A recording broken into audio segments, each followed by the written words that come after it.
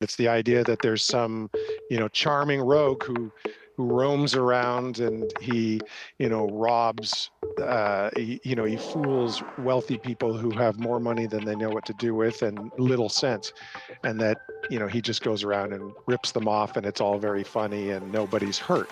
Hmm. So how do you know if that precious painting on your wall is authentic? Jonathan Sommer is the CEO of Art Experts Canada, which looks into questionable pieces.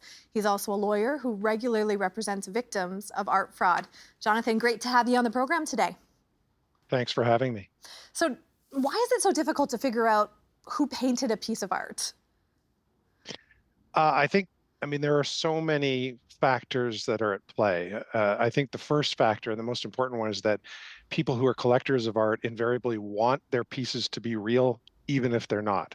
And so overcoming that psychological barrier to the truth, that's probably your first and biggest hurdle. Yeah, so what are some of the red flags then that we can look at a piece or a painting and say, something's off about that? Well, I think one of the things is you can always look for anachronistic materials. So, anachronistic materials are materials that are used in the creation of the piece that didn't exist at the time that the piece is alleged to have been painted or created.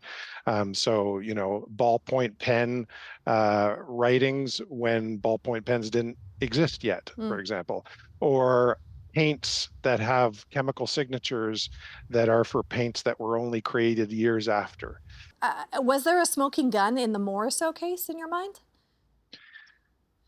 That yes, I mean there's one smoking gun, and that is that in some of the works that were found to be fakes, when scans were done, penetrating scans that looked through the paint, what they found under the paint was penciled drawings. We call those underdrawings, and they're normal in an artwork. But these underdrawings were a little different because they had the lines, but they also had the words naming the colors that were supposed to be put in a kind of paint by numbers scheme. And the writing, the handwriting, was not in Norval's hand. It Hmm. was the writing of one of the forgers. Wow. So you really have to look beneath the surface of a lot of these, of what you see, right? What you just see on the wall. I think even beyond the Morrisseau case, I wonder about how often art fraud is about fake documents or fake backstories, even beyond the painting itself. Right. We call that provenance. And so provenance is simply the documented history of an artwork, where it was between the artist's hand and then where it ended up. And you can document provenance in all kinds of ways. You can have sales receipts, you can have photographs of the artwork, say on somebody's wall. All of this fits into evidencing the provenance of the artwork. But there's cases in Europe, for example, where forgers went so far as to infiltrate archives and replace materials in archives with forged materials, so that when other honest researchers went in to look to see whether a particular artwork was real or not, they would find these forged works, and that would corroborate the authenticity of the artworks they were looking into. And so it was incredibly elaborate efforts to do that. Jonathan, I think the stereotype here is that this is a rich person's problem. Talk to me about who's being scammed here that we may not think about. I mean, you're correct in that there's a kind of myth, I call it the myth of the charming rogue.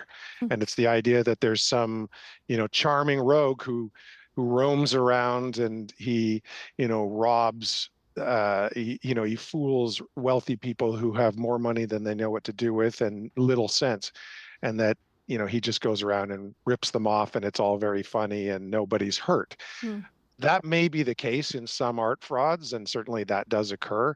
But with the Morrisseau fraud, I think one thing that we saw was that, first of all, many of the victims, and there are hundreds, if not thousands, of victims of this, many of them are middle class people, people who don't have a lot of disposable income, but they really wanted some special piece to have on their wall. So it was a big investment for them.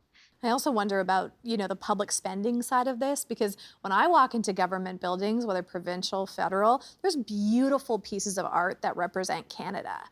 And we paid for that. I mean, all of us paid for that. Well, I can tell you, I see that side of it, and we've had to work to remove works from prominent galleries, museums, um, universities, and government buildings, both provincial and federal. And so this stuff infiltrates everything. We've been talking a lot about physical paintings, but we live in a digital world, Jonathan, where an AI prompt can recreate an artist's work. How does that change the game? It changes the game in a couple of ways. If you're talking about traditional artworks, physical artworks, it's one you can create a fake, like you say, using an AI in the style of a particular artist. You would have to then reproduce that in some physical Mm, form for it to use that. But that could be done, right? And now there's the development. Some people are developing robots that are controlled by AIs, and they will be designed to create new in the style of or copies of works. wow. Jonathan, is there anything we can do to stop this? Or is this a lost cause in some ways? I don't think it's a lost cause. I've been making efforts. I gave a presentation at the Canadian Senate a few years ago where I proposed a registration system that would be administered by the federal government, kind of like copyrights or trademarks. And through the system, artists and their estates could voluntarily register artworks, and there would be a whole authentication system, et cetera. But that would allow there to be a kind of control list of what was authentic and what isn't, and people would be incentivized to put their works in there so that in the future they wouldn't have copying problems, and Hmm. you'd be able to compare future works to the works in the database, and if they weren't there, well, that would raise questions.